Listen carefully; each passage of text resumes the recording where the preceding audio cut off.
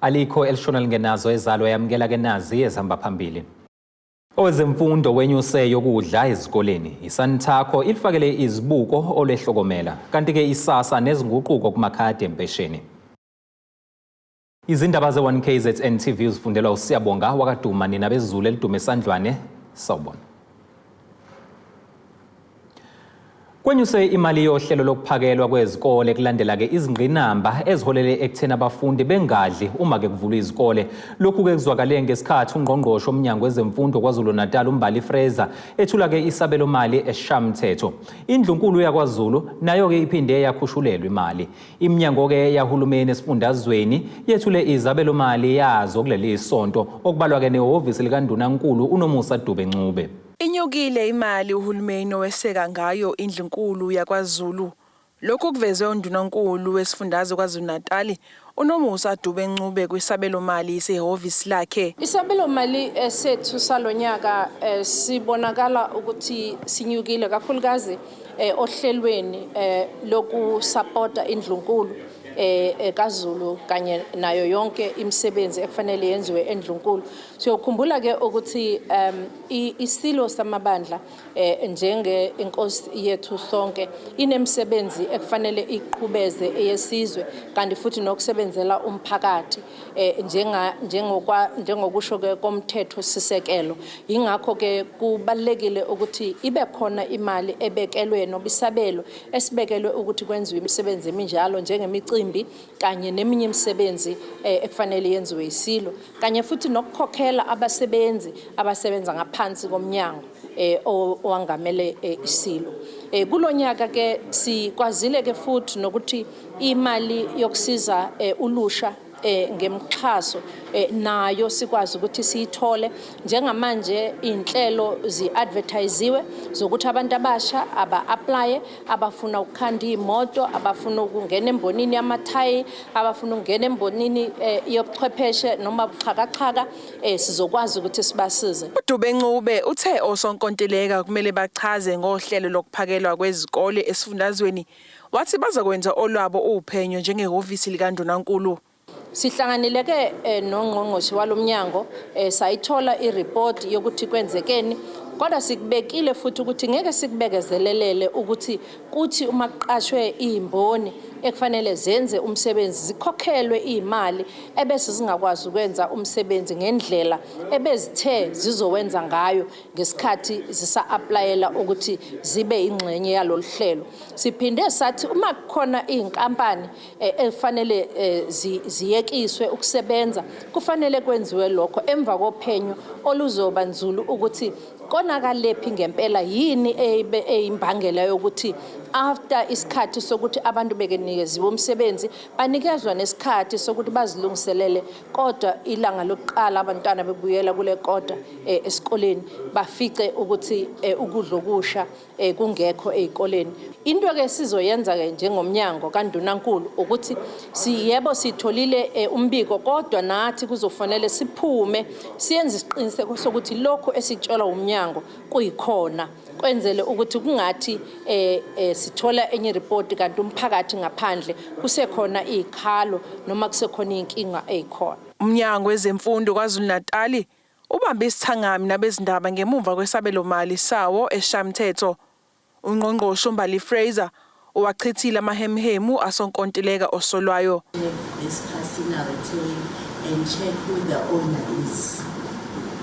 I mean, if he had said this outside the house, he was gonna pay because he used somebody's name wrong. It's not, it's definitely not. So there's nothing like that. That is the first one.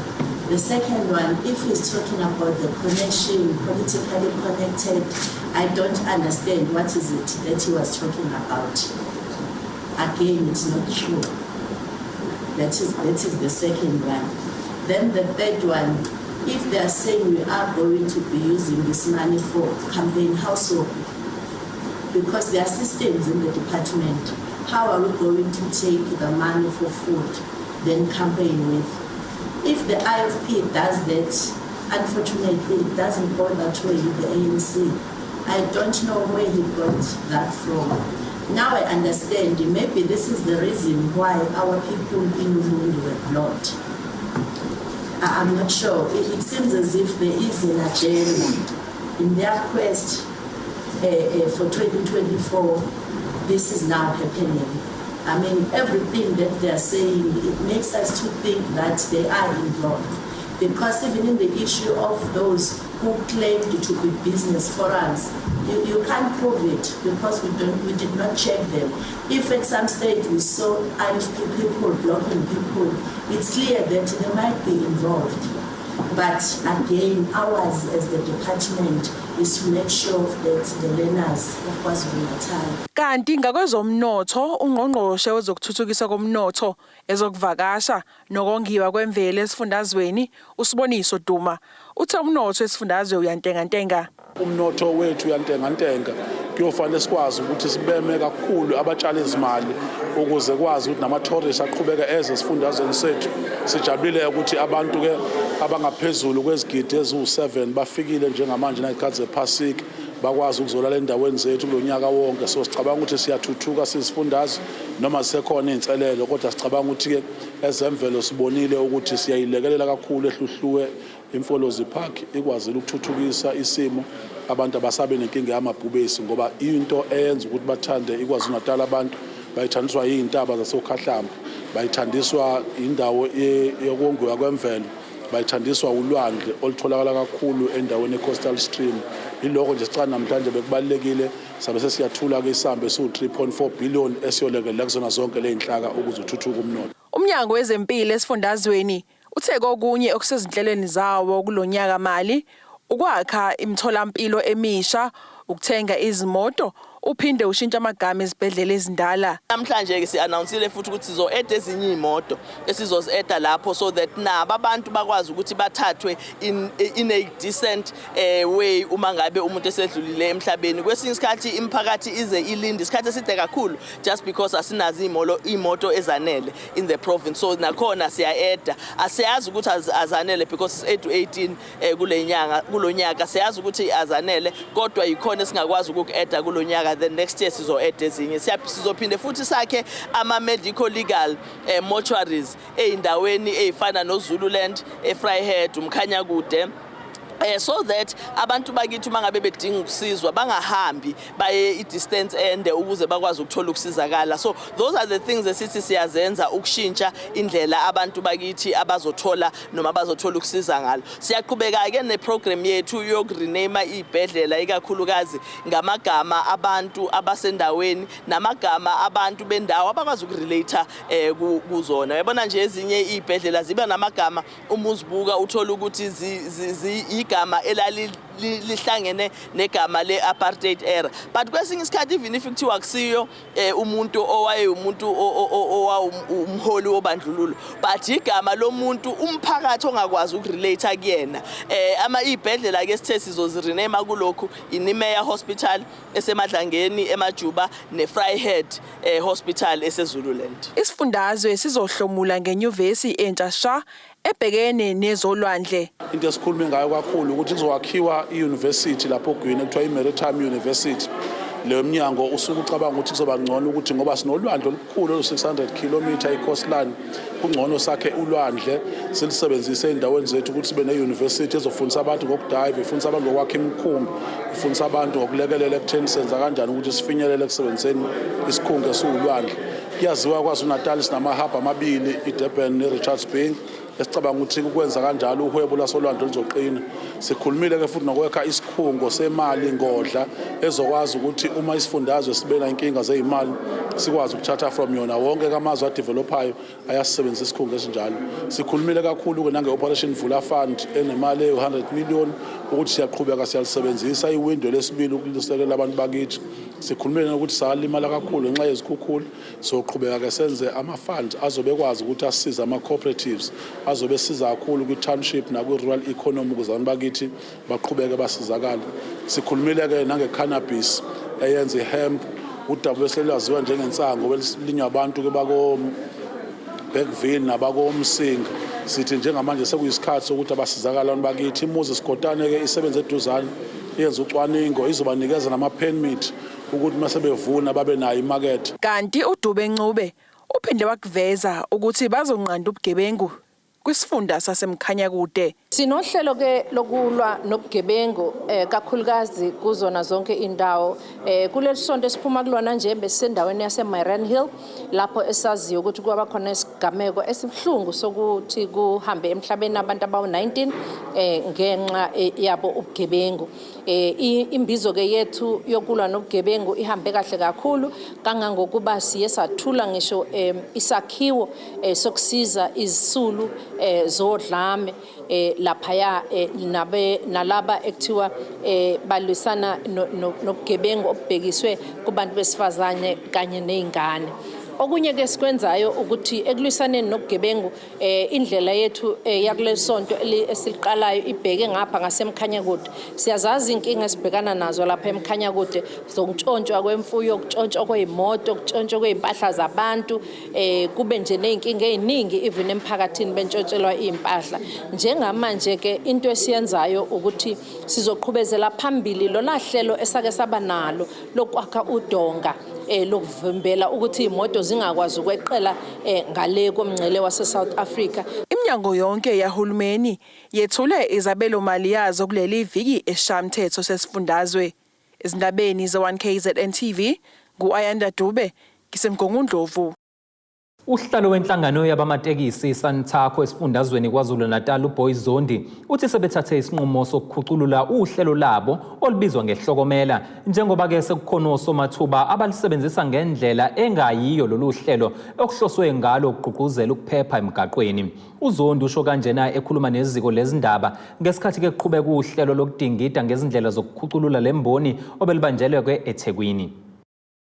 Njengemizamo yokuphucula imboni yokuthutha ngamatekisi iSantaco esifundazweni kudingidwe ngamasu okufezekisa lokhu. Osihlalo walemboni uvezeke ukukhathazeka ngobugebengu osebuqubuke ngohlelo ke olwasungulwa ukuqinisekisa ukuphepha emgwaqweni olubizwa ngehlokomela. Kuthiwa kunemoto noma kunabantu abakuhlokomela abathatha imali zabantu abenza zonke izinto nje ezingekho right. Sibese sivumelana ukuthi yini le eyenza lokho kwatholakala ukuthi no akuwona uhlokomela lo okhishwe yithina sekunabantu abathenga izimoto bese bezibranda uSantaco bazibrande uhlokomela. Imoto zakahlokomela zonke ziyaziwa ama number plate azo wonke ama NP number plate. So ke lezi ezinye kuthothi ziye namanye ama number plate angewona ama NP. Sibese sinxusa ke ukuthi no akuphunywe kuhanjwe kuyokhulunywa nalezo zimoto ukuthi sicela ukuthi bazikhiphe uhlokomela ngoba igcina lento iletha igama elimbi kuhlokomela ngoba umuntu obanjelwa imali omphakathi akakwazi ukuhlukanisa ukuthi uhlokomela osemthethweni noma uhlokomela ongekho emthethweni. So ithina ke sohamba so icleana leyo nto ethinta uhlokomela, but otherwise uhlokomela useyihlelo oluhle elisazoqhubeka futhi lisupportwe kuya phambili. Ngaphandle kokudingida ngalobu bugebengu kuphinde kwadingidwa ngodlame oludlalo bekulemboni njengoba izigameko zokubulawa kosomatekisi zilokhu iqhubeke njalo. Ukuphepha kwabagibeli ematekisini kanye nodlame oselukhona phakathi kwabe imoto ezibizwa ngama e-hailing kanye nabalemboni. uZondi uthi ke imoto ezithutha abafundi sezingaphansi kukaSantaco. Imoto zama e-hailing because not only kuno Bolt da yonke into le zonke lezi imoto azinawo ama permit. So thina sibuza kuhulumeni ukuthi uhulumeni wangastreeta ngendlela efanayo. Wathi abanye bethu abathutha umphakathi ababe nama permit bese kuba khona nje lo yena ovela avuka athenga imoto afuthutha abantu engenayo ipermit. Sithi thina sicela ukuthi uhulumeni akakangenelele ngoba manje seyigcina imboni izithathela umthetho ngezandla engeyona into eright. Kodwa uma kuukuthi udepartment yena is able ukuthi aqale abophe imoto ezithutha abantu ngokungekho emthethweni ikakhulukazi lezi okhuluma ngazo kuzokwazi ukuthi luphele lenkinga khona phakathi kwethu nawo. Ukwanda kwezigameko lapho abagibeli beyithola behlunyezwa abashayeli ngezinye zezinto ezikhathaza lemboni neqhubeka nokudicelela phansi igama layo. lemboni ibophezele ukuthathela inyathelo ezinqala bonke abasebenzi bayo abenza lokhu. Enye into esizibophezela kuyona siuSantaco KwaZulu-Natal sisathi akuyekwe ukuhlukumezwa abantu besifazane emotweni zethu, and sithi akekho umuntu esombekezelela, akekho nje kufuna lo driver bazi ukuthi makufike icase kuthina ethi uhlukumeze umuntu wesifazane kwaba khona iproof siyamxosha ematekisini, ngoba sifisa ukuthi abantu besifazane bazizwe besafe mabese taxi rank, bazizwe besafe mabese emotweni. So ke sithi ke o driver abapheze ukuhlukumeza abantu besifazane. Kukhona omunye already esesimxoshile owayeshaye ama passenger ngemvuko abantu besifazane wafika wazivumela yena ngoba ekhona ama passenger samumisa there and there sathi never no more emotweni zethu. Indaba enziwani KZNTV kube kuntomkhona Mvubu eThekwini. Ake sithi khulu kuqushwe ezitolo sihlangabeze masibuya.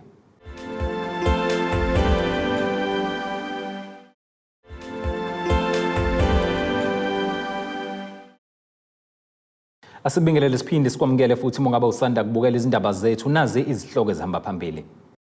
Owezemfundo wenyuse yokudla ezikoleni I-Santaco ilifakele izibuko olehlokomela kanti ke isasa nezinguquko kumakhadi empesheni.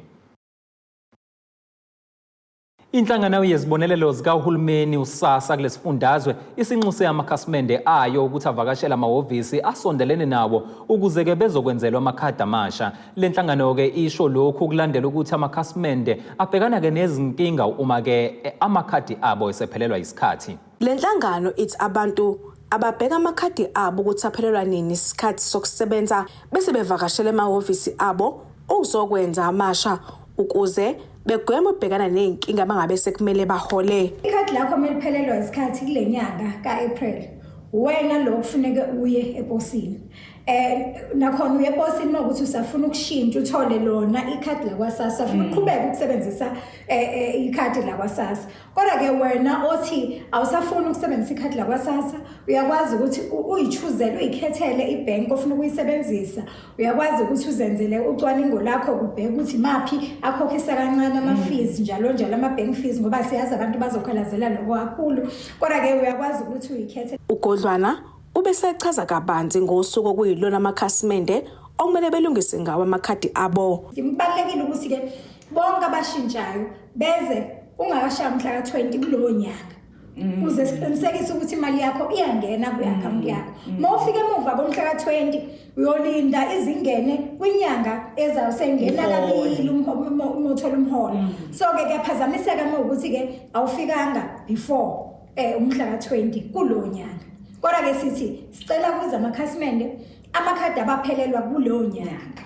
Kungezi bonke abanye ngoba phela kuzoba khona isiminyaminya. Okunya kuvezile ukuthi akekho umsebenzi wakaSASSA okuvumela ukuthi axoshe ikhasimende elizocela usizo noma ngabe liphi ihhovisi.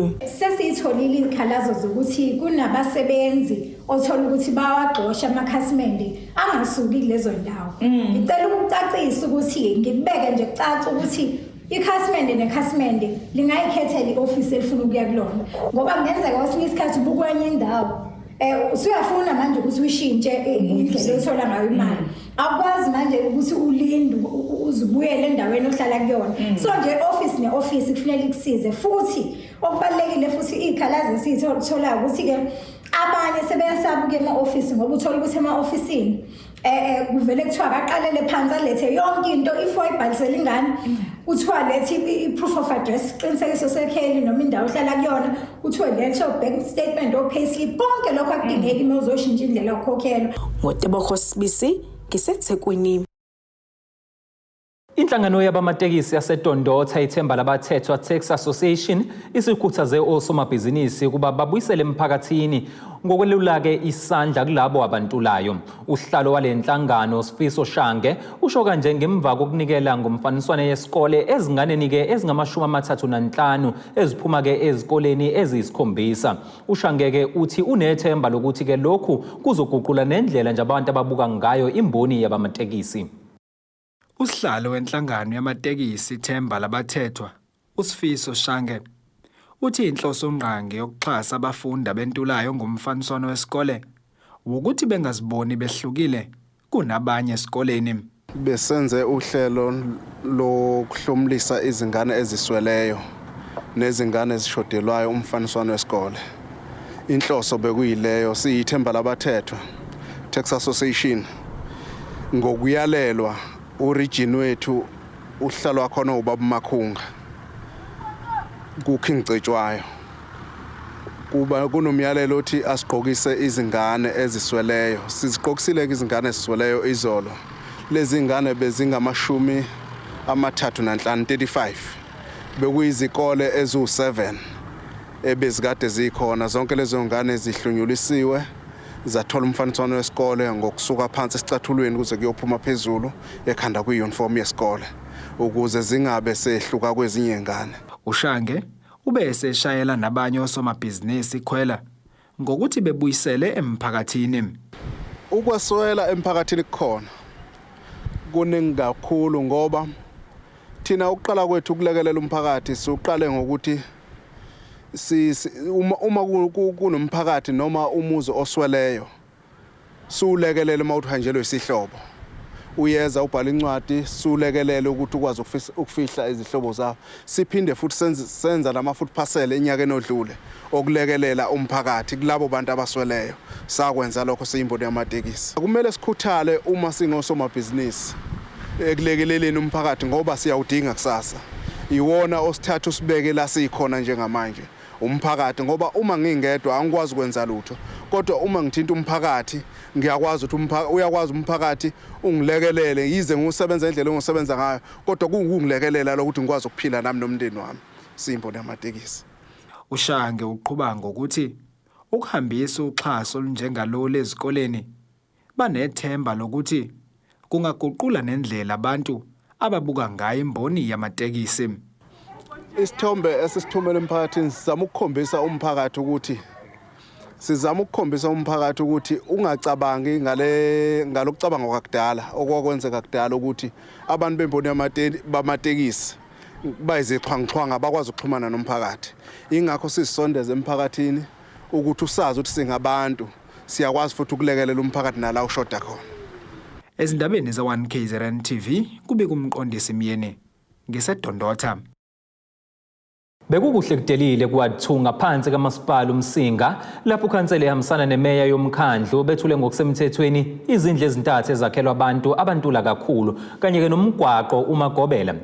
Imeya yamasipala uDokotela uFelinkosi Sikhakhane uthi-ke kumele bahlonishwe abantu besifazane ngoba likhulu iqhaza abalibambile kulelizwe njengoba nekhansela-ke lakulesigceme lingowesifazane. Lokhu kusho-ke emcimbini wokwethulwa-ke kohlahlomali lwesigceme kunyaka u-2023-2024 emcimbini-ke obubanjelwe ehholo lomphakathi eMpompolwane. Bekukuhle kudelile kuwathunga phansi kamasipala uMsinga lapho bebezokwethula uhlahlomali ka-2023-2024 nokwethula ngokusemthethweni izindlu ezakhelwa abantu abantulayo kanye nomgwaqo iMagabela. Ikhansela uThenjiwe Mbatha uthi lapha bazozwa izikhalo zomphakathi kanye nokuzwa indlela abafisa ukuthi kusetshenzwe ngayo. Zokonsulta lapho kwathukuzo ukuthi iziphi inkinga abanazo, inqoma abanazo, indlela yokusebenza abafisa ukubona kusetshenzwa ngayo. Ilokho mhlambe sikuzele kakhulu la ka-2 namhlanje. Sizohlangana-ke nomphakathi la ngaphakathi ethendeni la bezothulelwa khona uhlahlomali lukanyaka u-2023-2024 nokuthi bazokwenzelwani, malini futhi ekhona eqondene-ke kanjalo ngokuhlukana kwamavoti esinawo eMsinga. Uqhubeka ngokuthi bahambele imizi yakhiwe emva kokuba lemizi ilimalile ngenxa yezimvula ezinamandla kanti uthi lemizi ushiye izipho ukuze beduduzeke ebunzimeni ababhekene nabo. Sesabahambela ke sihambele umndeni wakamkhize la sifike khona sambona ubhuti wakhona samshiyela isipho esincane bekade ngifisa ukuthi ngimuphe sona ukuthi ajabule ukuthi sengifikile njengomholi wakhe nanjengomholi wakhe ubamboma futhi sadlula sayobona uMagobela umgwaqo sawakhayo nawo bawuncomile kakhulu abaholi ukuthi muhle sadlula futhi kuwona saya kaMajozi safika futhi nakhona la sishiye khona nakhona isipho ngibaphela isipho sevoucher e1400 ukuthi bekwazi ukuthi becoshe beduduzeke bazi ukuthi make kwanyathela umholi ngaphakathi kwekhaya soke kukhona okuhle kuzokwenzeka. Ugcwala izinyembezi zenjabulo omunye wemndeni nikelelwe ngendlu uThandiwe Shezi uthi uyabonga ngokwenzekile ngoba ubengazi ukuthi uzothathani ahlanganise nani. Ngiyabonga kakhulu into eningenzela yona. Ngihluleka nokubonga ngoba bengazi ukuthi ngizoyithatha phi. Khona manjalo imeya yomkhandlu uthi uyancomeka umsebenzi oyenziwe yikhansela laleli wadi. uDr Felinkosi Sikhakhane uthi abantu besifazane bayadinga ukunikwa ithuba lobuholi. Bayadinga impela abanikwe ithuba ngoba bayaziveza izinto ezintsha obungazibonanga la emawadini awaphethwe yithi thina besilisa. Angisho ukuthi konke kufanele kunikezwe abesifazane singabe sabhekwa kodwa ngcono sibambisane sonke ukuze siphumelele sonke. Kanti uthi uyathokoza ukubona imali yomphakathi iphatheke kahle njengoba sekukuningi okwenzekile nokungabhekeni nabo njengomkhandlo omncane futhi osemakhaya. Ezindabeni ze1KZNTV kubika uThobeka Dladla ngisemzweni. Ake siphinde sihlabe ikhefu sihlangabezena kanjani masibuye.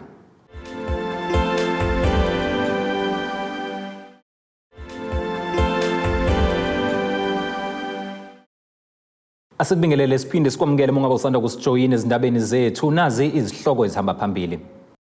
Owezemfundo wenyuse yokudla ezikoleni I-Santaco ilifakele izibuko olehlokomela kanti ke isasa nezinguquko kumakhadi empesheni. Ake siphinde sikubhekele ingosi yezomnotho.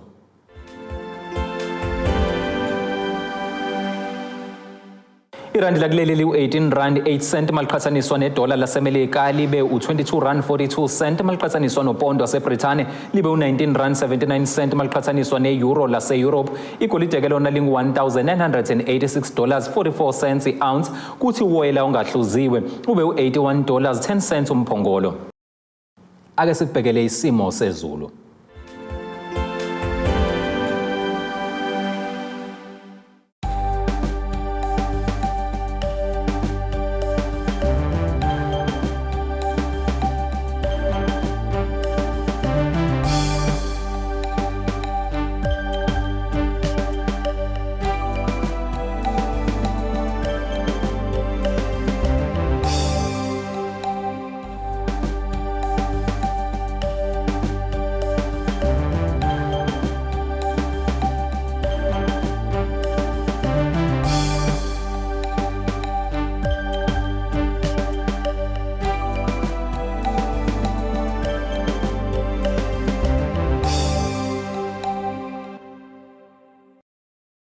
Zingakade siphathele zona izindabeni zanamhlanje sihlangabezena kanjani futhi ngomsombuluko.